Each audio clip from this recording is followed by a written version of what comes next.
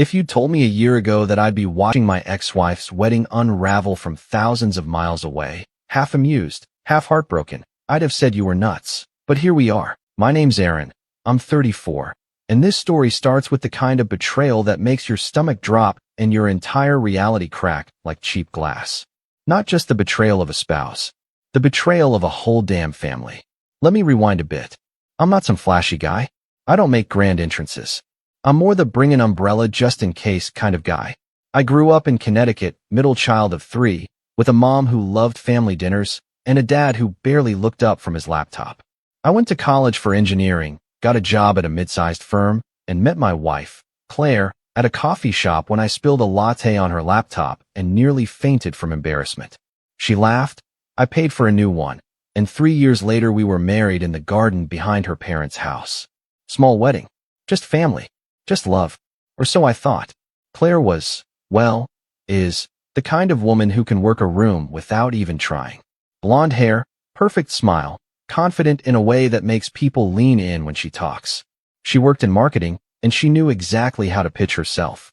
To clients. To friends. To my family. My mom adored her. My older brother Jason called her the one with the brains, which always rubbed me the wrong way, though I never said anything at the time. Jason had a way of joking that didn't feel like joking. Things started to crack about 2 years into the marriage. At first, it was small stuff. Claire working late more often. Her phone suddenly always face down. Weekend plans canceled last minute with vague excuses. The campaign's running behind, she'd say. The client's in town. I wanted to believe her. I really did. But some nights, she'd come home wearing lipstick she didn't leave the house in, or with the scent of cologne that sure as hell wasn't mine lingering on her clothes. I tried not to be the jealous husband. Tried to trust. And then came the phone call. It was a Tuesday night, around 9:45. Claire was stuck at the office. I was sitting on the couch eating leftover Thai, flipping through channels I wasn't really watching, when her phone rang from where she'd accidentally left it charging in the kitchen. I swear I wasn't snooping. I wasn't even going to touch it. But the caller ID lit up the screen. J. Just the letter. I froze. My stomach tightened. I told myself it was probably Jessica from her team. Or Jamie. Or any number of people. But then it rang again. Same J. And something in me shifted. My instincts, dulled by years of giving people the benefit of the doubt, finally screamed loud enough to get through. I answered. Silence. Then Claire. It was a man. Confused. Calm. I didn't speak. Aaron, he said next. My name. My freaking name. That was the moment I knew. Who is this? I asked, my voice flat. A pause. Then, stupidly, like this was some sitcom and not my life, he said, you weren't supposed to pick up. Click. Claire got home half an hour later. I didn't say anything right away. Just watched her as she kicked off her heels, rummaged through the fridge like nothing was wrong. She didn't even ask where her phone was. I wanted to believe it was all in my head. That maybe he dialed the wrong number. That maybe, God, I don't know. But Claire looked tired. Genuinely tired. Her eyes were glassy. Her blouse was buttoned wrong. And there was a faint red mark on her neck that she didn't bother to cover. The confrontation happened that weekend. I waited until we were both home, until she couldn't use work or friends or anything else as an excuse. I sat her down on the couch and told her I wanted the truth. About everything. She didn't even try to lie. I didn't mean for it to happen, she said. It just did. Her voice trembled, but not with guilt. More like frustration. Like I'd interrupted something. Who is he? I asked. She hesitated. Jason. My brother. My brother. I don't remember standing up. I don't remember throwing the glass in my hand against the wall. All I remember is the sound, the sharp crack of it shattering, and the ringing in my ears. Claire started crying. Or pretending to. I couldn't tell anymore. We didn't mean for it to get serious, she said. But he understands me in a way. In a way I don't. I snapped. She didn't answer. I left that night. Slept in my car for 2 days before crashing at a friend's apartment in Queens. My mom called. A lot. My dad didn't. Jason sent one text that just said, let's talk like men. I never replied. The divorce moved fast, mostly because I didn't fight her on much. I just wanted out. Out of the apartment. Out of the marriage. Out of the country, if I'm honest. 3 months later, I got a job offer in Berlin. A fresh start. I packed 2 suitcases and left without telling anyone but my mom, who cried and begged me to stay. She still believed in working things out. I told her I didn't. Berlin was a blur at first. New city, new job, new language. But it was quiet. Peaceful. I didn't have to bump into Claire's friends at Trader Joe's or hear Jason's name at every family dinner. I could breathe. I thought that was the end of it. Until I got an email from my cousin, Caroline, subject line, "Guess who's getting married?" I almost didn't open it. But I did. And there they were. Claire and Jason. Smiling in an engagement photo with fake autumn leaves in the background, like some cringy Hallmark ad. The wedding was set for November. In our hometown. I stared at that photo for a long time. And that was the moment I decided I wasn't done. Not yet. Not after what they did. Not after how easily they moved on. Because if Jason thought marrying the woman he stole from his brother would be a fairy tale, I had one message for him. Enjoy it while it lasts. She's got a type. And Jason? He was next. But before I could make the call that would change everything, something happened. And it started with a voicemail from my mother. 3 voicemails, actually. All left within 15 minutes. Each one more frantic than the last. And when I finally listened to the last one, my heart stopped. Because her voice was shaking. And she said one word I didn't expect. Emergency. I listened to that last voicemail 5 times. My mother's voice, usually so calm and collected, maybe even overly so, was cracking. "Aaron, please. It's your mother. Something's happened. I know you don't want to talk to us, but this is serious. Please just call me back. It's Jason. It's about Jason and Claire." She said his name like it hurt to say it. I didn't call her back right away. I just sat there in my tiny Berlin apartment, rain tapping against the windows like impatient fingers, trying to decide whether I even cared. I'd spent the last few months detoxing from the emotional dumpster fire they threw me into. I'd started going to therapy. I took long walks along the spree. I learned how to make bread from scratch, for God's sake. I was doing better. But her voice, that crack in her voice, that was new. I finally caved. I called her. She picked up on the second ring. "Aaron." "Yeah, I got your messages. What's going on?" A pause. I could hear rustling in the background, like she was walking through the house. "They moved the wedding up." "What?" "To this weekend," she said. 3 days from now. It was supposed to be next month, but apparently Claire's pregnant. I went cold. My grip on the phone tightened so hard my knuckles popped. "You're kidding." I wish I was. Of course she was. Of course she'd reel in another man with the same trick. Jason was always impulsive. If someone dangled something shiny in front of him, he'd bite. Always had. Mom kept talking, but I wasn't really listening. My brain was spinning. "You said there was an emergency." She hesitated. "I wanted you to hear it from me. Because Jason's been going around telling everyone that you gave your blessing." I blinked. "What?" "He said you forgave him. That you moved on. That you sent them a letter wishing them well. That you even planned to visit for the wedding." My heart pounded. "That's a lie." "I know. But Aaron, people believe him. Your aunt called me crying. Said she was so proud of how gracious you've been. Your grandfather asked if you'd be giving a toast." I couldn't even speak. My jaw clenched so tight, I thought my molars might crack. "And the worst part," she said, "he told Grandma that you were the best man." I hung up without saying goodbye. I sat there, alone in my Berlin kitchen, staring at the cracked tile near the stove that I'd been meaning to fix, and felt something break. This wasn't just a lie. This was a rewrite of reality. They were trying to reframe everything, as if I was the footnote in their love story. As if I had simply bowed out like a gentleman and left the stage so they could have their fairy tale ending. And somehow, my entire family was clapping for them. I didn't sleep that night. I barely blinked. My phone buzzed all night with messages from relatives I hadn't heard from in years. Congratulations. How proud they were. How brave I was. Claire had always been good at spin. But this was a new level.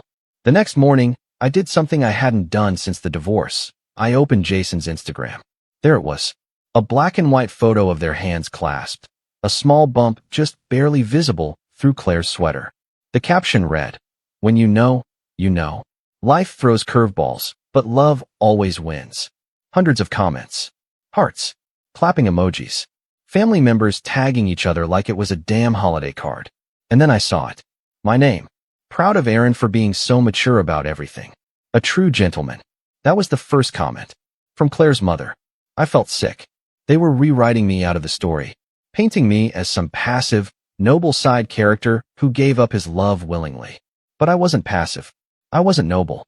I was the guy who had his life ripped out from under him and shoved onto a plane just to breathe again. And now they wanted to put me in a tux and parade me around like the tragic best man? No. I booked a flight. Direct to JFK. Landed Friday night. The wedding was Saturday. I didn't tell anyone I was coming. Didn't post anything. I just rented a car, drove to the old town, and checked into a small inn 10 minutes from the venue. And then I waited. The morning of the wedding, I got breakfast at the cafe where Claire and I used to go on Sundays. The same one where Jason once joked he'd steal her if I didn't marry her soon. We all laughed. I remember that clearly. Even now. Even through the rage. The cafe owner, an older Greek guy named Theo, recognized me instantly. Aaron, where have you been? Thought you moved to Europe or something. I did. Back for the wedding? I froze. You know about that? He shrugged. Small town. Word travels. I didn't respond. Just forced a tight smile and paid for my coffee. I didn't want to make a scene. Not yet. Back at the inn, I sat on the bed and stared at my phone. I had Jason's number still. I had Claire's too. I could have done something petty, leaked photos, spread rumors, whatever. But that wasn't what I wanted. I wanted truth. So I called him. It rang 4 times. Then he picked up, sounding rushed and out of breath. Yo, Aaron? You good? My voice was steady. Hey, just wanted to call and say congrats. He was quiet for a second, like he didn't believe it. I mean, I heard you're getting married today, I continued. Heard you even told people I gave you my blessing. Jason laughed, nervous. Hey man, I figured you wouldn't mind. You're in Berlin, starting fresh. No hard feelings, right? No hard feelings, I echoed. Sure. I just wanted to say something before you say I do. What's that? I paused. Let it breathe. Enjoy it while it lasts. He laughed again, more awkwardly this time. What does that mean? She's got a type, I said. Married men. Silence. Not a word. Just breathing. Then I hung up. It was petty. I know it was. But I didn't care. I didn't expect anything to come of it. I just wanted him to know. To feel what I'd felt. That cold slap of betrayal. That pit in your stomach that doesn't go away. But I wasn't ready for what happened next. An hour later, I got a call from an unknown number. Claire. I let it go to voicemail. She called again. And again. And then a text lit up my screen. You need to stop. I didn't respond. Then, 5 minutes later, another call from my mother. I picked up. She was frantic. Aaron, what did you do? What are you talking about? They called off the wedding. I blinked. What? Claire stormed out of the venue. Jason's losing it. There are guests here. People are whispering. Your uncle drove 4 hours. And now she's saying it was all a mistake. My chest tightened. She said that. She said you called Jason. That you told him things. I told him the truth. I said, my voice low. Something none of you seemed interested in hearing. She was silent for a moment. Then, you need to come here. I hung up again. But I didn't drive to the venue. I waited. Night fell. And that's when she called. Claire. Again. I answered this time. What do you want? I asked. She didn't speak at first. Just static on the other end. Then she screamed. A long, shrill, raw scream that didn't sound like her. It didn't even sound human. You ruined everything, she shouted. No, I said. You did that when you slept with my brother. You think you're some kind of hero now, she spat. You think you're better than us? No, I said. But I'm not the one who lied to 100 people just to keep a fantasy alive. You always do this, she hissed. You always make yourself the victim. And that was when I laughed. Because that was the moment I realized. She still didn't get it. She still thought this was about her. She still thought I cared. But I didn't. Not anymore. The fantasy was breaking. And they were the ones left scrambling in the ruins. But the story wasn't over yet. Because what she didn't know, what none of them knew, was that I hadn't come back just to make a phone call. I'd come back for something else. And that part was about to unfold in front of everyone. I didn't sleep that night. Not because I was angry. I'd already been through that phase. Rage that kept me awake, fists clenched under the blanket, trying not to scream into my pillow like some teenager dealing with his first breakup. This was different. This time, I was just done. Claire's call had been the final nail. The screaming, the blame, the way she twisted everything into some warped tragedy where I was the villain because I hadn't politely applauded her affair turned fairy tale, it didn't shock me anymore. If anything, it confirmed what I'd known for months but hadn't fully accepted until that moment. I had never mattered to her as a person, just a placeholder, a stepping stone to something shinier. Jason was shinier. Or at least, he used to be. I woke up the next morning to another flood of texts. Some from family members I hadn't heard from since the divorce. Most of them walked the fine line between concern and passive aggression. I don't know what happened, but you really stirred the pot, Aaron. You should have stayed in Berlin if you weren't ready. We were all rooting for a peaceful day. I guess that was too much to ask. Only a few dared to say what they really meant. Why did you ruin their wedding? This isn't your moment anymore. Let them be happy. Let them be happy. As if I'd been the storm cloud above their sunny love story. As if I hadn't been the one left in the rubble, gaslit and cast aside so neatly that people applauded my silence. I didn't respond to any of them. I checked out of the inn without saying a word, tossed my bags in the rental, and started driving. No destination in mind. Just away. Away from the hypocrisy. The fake smiles. The polite backstabs. I ended up at a gas station off some back road just past the river, staring at myself in the bathroom mirror while cold water dripped from my face. My eyes looked sunken, older than they had a year ago. The lines on my forehead deeper. I hadn't shaved in days. I looked like a guy who got hit by a truck and just kept walking. I pulled out my phone, opened my email, typed out a short message to my manager in Berlin. Subject, taking a short leave. Message, something's come up back home. I need a few weeks to handle personal matters. I'll work remote where I can. Thanks for understanding. I hit send. Then I sat in the parking lot for 20 minutes and stared at the steering wheel. I didn't have a plan. No revenge scheme. No righteous mission. Just a painful hole in my chest that wouldn't fill. So I did something I hadn't done in years. I drove to my childhood home. My parents had downsized after my siblings and I moved out, but the house was still in the family. My Uncle Don lived there now. He was one of the few relatives who never took sides during the divorce fallout. He opened the door before I even knocked. Aaron. Hey, Uncle D. He blinked at me, then stepped aside without a word. Inside smelled like wood polish and old books. The wallpaper hadn't changed since I was 10. He offered me a coffee, and I sat at the kitchen table while he rummaged through the cabinets. You here for the wedding? He asked eventually, glancing over his shoulder. He didn't press. Just handed me a mug and sat across from me, folding his hands like a patient therapist. After a few sips, he said, People are talking. I figured. He nodded. Let them talk. You're not the villain. I didn't reply. He leaned back in his chair. You know, when your dad passed away last year, your brother tried to rewrite that story, too. That caught me off guard. What do you mean? He made a big show at the funeral, talking about how close they were, how he visited every weekend. None of it was true. He barely called your dad, but no one questioned it, because it sounded nice. I stared at the coffee in my hands. That's what people do, Uncle Don said. They rewrite things so they can sleep better at night. That sat with me for a long time. I stayed with him for 2 days. Didn't tell anyone.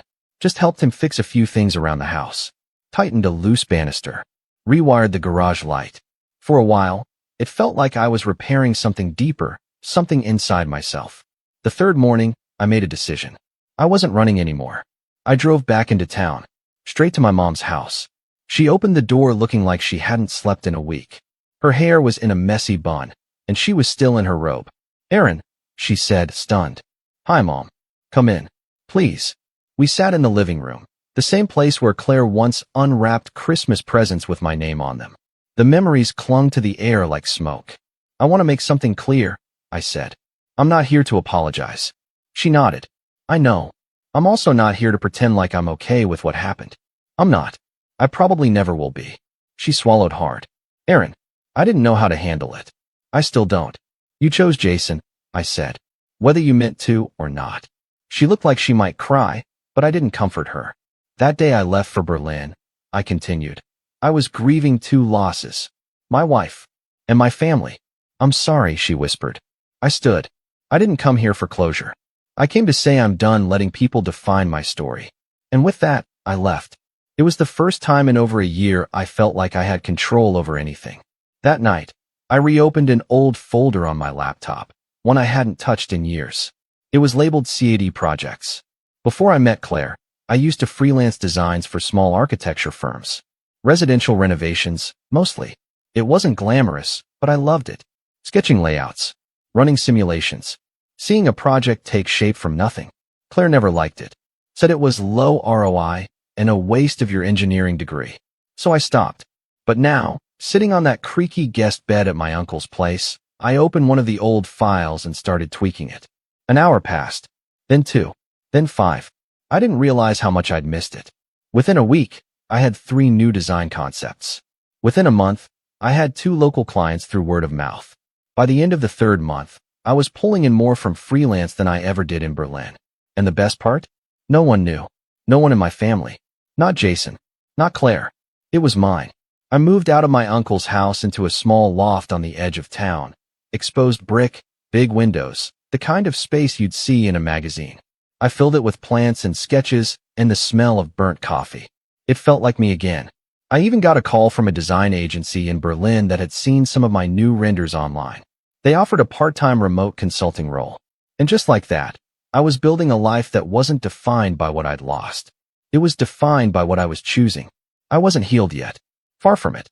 Some nights, I still woke up sweating, heart racing, a phantom echo of Claire's voice in my ears. Some mornings, I stared at my phone, wondering what I'd say if she ever called again. But I was rebuilding. One project, one choice, one breath at a time. Then, one evening, just as I was packing up my tools after a site visit, I got a text from a number I didn't recognize. Aaron, it's Emily. I'm sorry to text out of nowhere, but I think you need to see this. Emily was Claire's cousin. We hadn't spoken since the divorce. Attached was a photo. Jason, sitting alone at a bar. Eyes red, tie loosened, slumped forward like a man who'd been hit by a truck and hadn't stopped walking. Below it was a message. She left him. I stared at the screen and felt nothing. No joy, no pain, no vindication, just silence. But that silence said more than any scream ever could, because now they were the ones unraveling. And I was just getting started. But the full extent of what happened next, the chaos, the fallout, the confrontation I never saw coming, that's where things truly turned. I stared at that message for a long time. She left him. Just 3 words, and yet they echoed louder than anything Claire had screamed at me during that phone call the night of the wedding. Louder than the silence Jason had kept after I torched their little fantasy with a single sentence. Louder than the quiet I'd found in Berlin or the hum of my new loft's heater in the dead of night. She left him. I sat in the front seat of my car, engine idling in the parking lot of the duplex I was helping redesign for a client, thumb hovering over the screen. I didn't respond to Emily. I didn't ask why or how. I didn't need to. Jason wasn't built to last. Not in relationships. Not in anything. He was good at beginnings. At attention. At flattery. But he couldn't maintain. He couldn't stand boredom. Or flaws. Or the discomfort of being someone's safe place instead of their constant adventure. Claire needed someone to worship her. Jason needed someone to challenge him. They deserved each other. Until they didn't. But I wasn't here to pick through the rubble of their disaster. I was here because something in me had shifted. Not overnight. Not dramatically. But steadily, like a tide I hadn't noticed rising until it touched my feet. For the first time in over a year, I didn't just want to move on. I wanted to correct the record. Not out of bitterness. Out of principle. Because Jason and Claire hadn't just betrayed me. They'd tried to erase me. Reframe me as a passive background character in their rewritten story. Turn the truth into hearsay and my silence into endorsement. And even now, especially now, that Claire had left him, I knew Jason would try to control the narrative again. He always did. If she left him, it wouldn't be his fault. It would be stress. Or her mood swings. Or, eventually me. He'd turn the story around. Again. And for once, I wanted to be ahead of it. Not just for revenge, but for clarity. So I started planning. Step 1 was gathering information. I texted Emily back the next morning. Appreciate you reaching out. Not surprised. What happened exactly? Her reply came almost instantly. She found out he was cheating. Again. Of course. With who? Someone from work. And get this, married. Sound familiar? I almost laughed. It wasn't even ironic at this point. It was just tragic. A snake eating its own tail. How bad was the fallout? Nuclear. She packed up and left within an hour. Took the dog. Told Aunt Margie everything.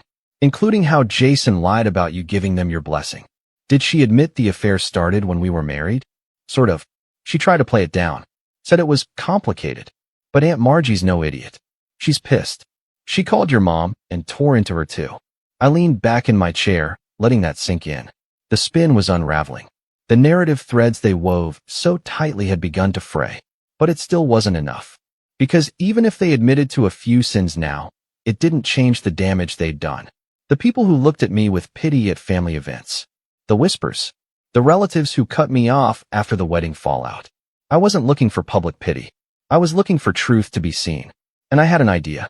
There was one person who'd always been obsessed with setting the record straight. My dad. Before he passed, he kept meticulous files on everything. He was the kind of man who still printed out bank statements and labeled them by month. We used to tease him for it, Jason especially. "You're not running the CIA, Dad," he once joked. "You're retired." But I remembered something. The year before he died, Dad started scanning everything, backing it all up to a drive in case anything happened. He made a big deal of showing me. "You're the tech guy," he'd said. "If something happens to me, you'll know how to access it." At the time, I shrugged it off. Now, I was curious. I drove back to Uncle Don's and asked him if he still had the box of Dad's files. He did. It took me an hour to find the thumb drive, labeled LTB 2021. My dad's initials. I plugged it into my laptop and started sifting through folders. Most of it was boring. Pension plans, medical records, home repair receipts. But one folder caught my eye. Family emails. I clicked. There were hundreds. Emails between my dad and Jason. And some, a lot, actually, between my dad and Claire. I opened the earliest one from her. The date? 6 months before she and I separated. Subject line. "Need advice. Please don't tell Aaron." I clicked. My stomach turned as I read it. She wasn't just confiding in my dad about her doubts. She was planting seeds. Talking about how I was emotionally unavailable.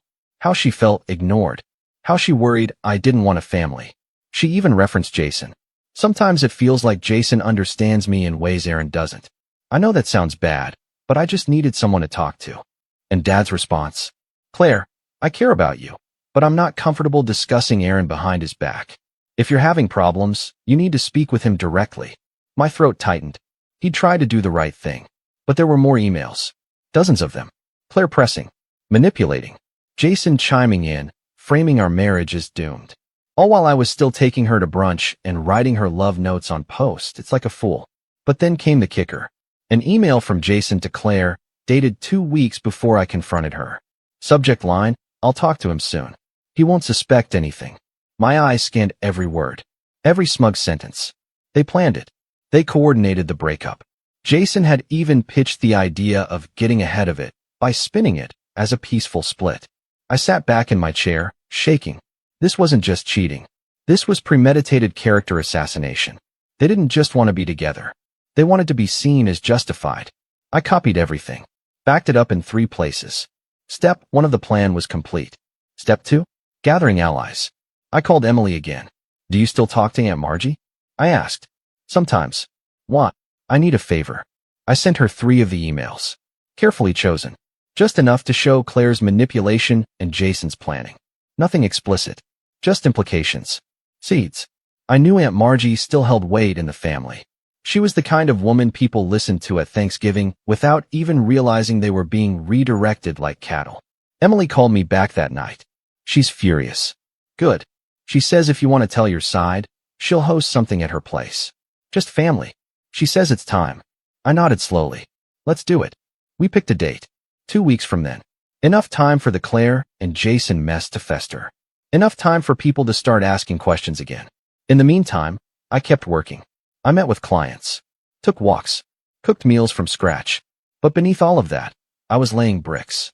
Step by step. And then, one day before the gathering, I got an unexpected call. From Claire. The screen lit up with her name. My heart didn't even flutter. I answered. "Hi," I said flatly. Her voice was quiet. "I heard you've been digging. You mean uncovering the truth?" She sighed. "Aaron, can we just meet? Please? No drama. Just talk." I paused. This wasn't part of the plan. But sometimes, the best plans leave room for improvisation. "Sure," I said. "Name the place." We met the next day. Same cafe where I first spilled that latte on her years ago. Full circle. She wore sunglasses even though we were indoors. Her hair was pulled back tight. She looked like she hadn't slept. I took my time sipping my coffee. "You know I didn't mean for this to happen like it did," she started. "Yes, you did," I said calmly. "I've read your emails." She stiffened. "What?" "To my dad. To Jason. You weren't just cheating. You were orchestrating. She swallowed hard. Those were private. And you made them my father's problem. You involved him. You lied to my family. You rewrote our entire marriage so you could be seen as the victim. She didn't deny it. Just stared at me. What do you want?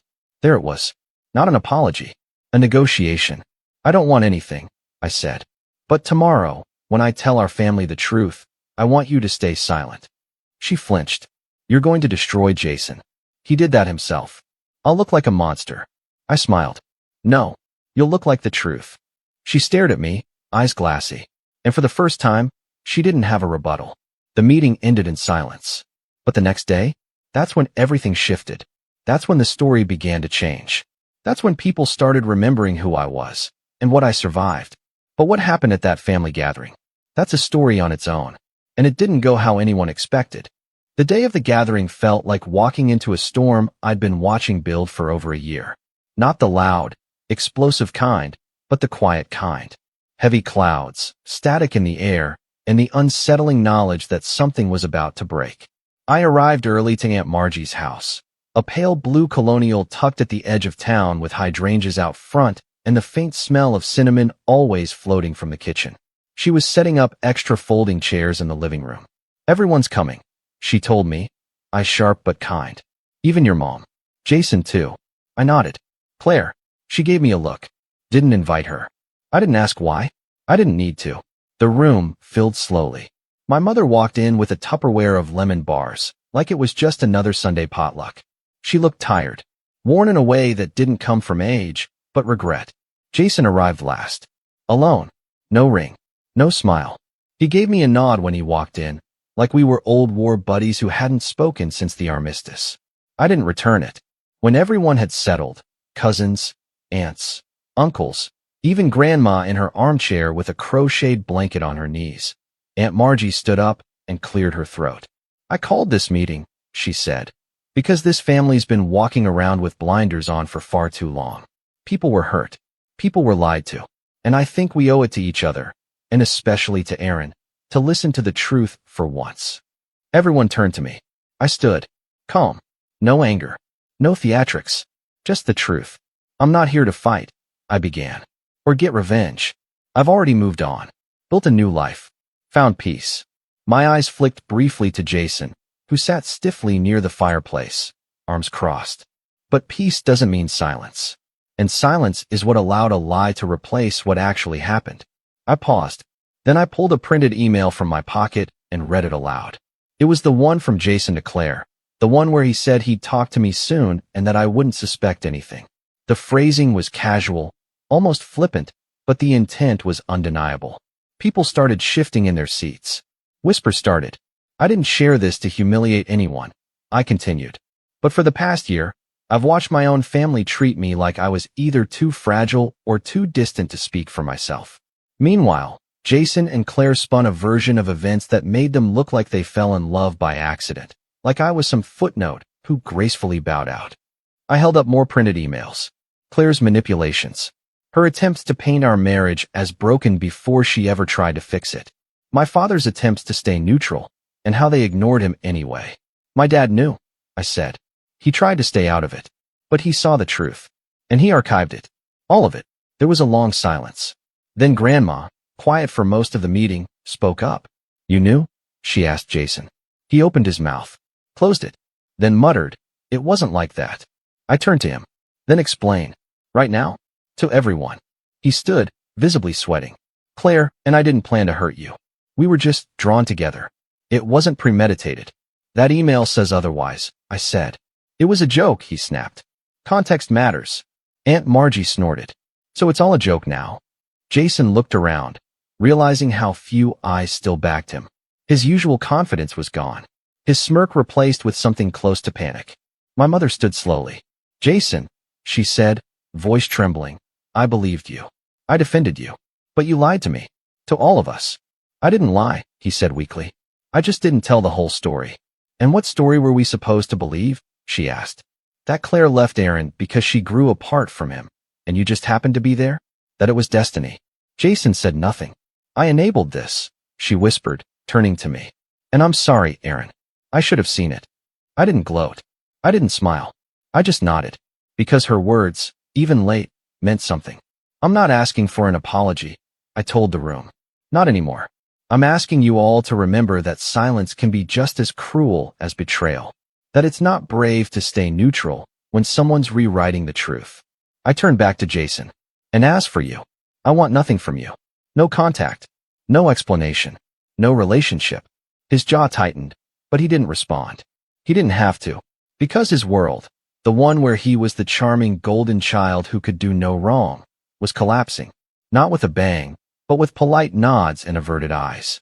That's how it always ends for people like him. Not with scandal, but with quiet shame and isolation. The meeting wrapped with scattered conversations and hushed apologies. I stayed long enough to speak to a few cousins who offered sincere support.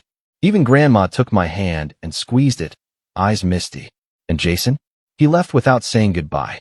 I went back to my loft that night and sat on the balcony, sipping tea as the city lights flickered beyond the trees. There was no adrenaline, no euphoric rush, just closure. Clean. Final. The next week, Emily sent me a message. Jason's moving out of state. Says he needs a fresh start. Not many people are returning his calls. What about Claire? No one knows. She blocked half the family. Rumor is, she's in New York. Alone. I didn't ask for more. I didn't care. Because my story, my version, had finally been heard. And not in anger. In clarity. I kept freelancing, taking on bigger projects, even mentoring a few younger designers from the local college. My mother came to visit a month later. She brought old photo albums and offered to help repaint my kitchen. We didn't talk about Jason. We didn't have to. She knew the damage had been done, but she was trying. In her own way. That mattered more than any apology ever could. One evening, as I walked home from a client meeting, I passed by a bookstore window and saw something in the reflection, me. Standing tall, shoulders back, eyes calm. For the first time in a long time, I didn't see a man who'd been broken. I saw a man who recovered, who rebuilt, who rewrote the ending, not with vengeance, but with truth. And that was enough. Because revenge isn't about rage. It's about release. And as I walked past that window, the wind shifting softly behind me, I whispered the words I never got to say that day in court, or at the wedding, or in all those sleepless Berlin nights. You don't get to define me anymore. And I meant it.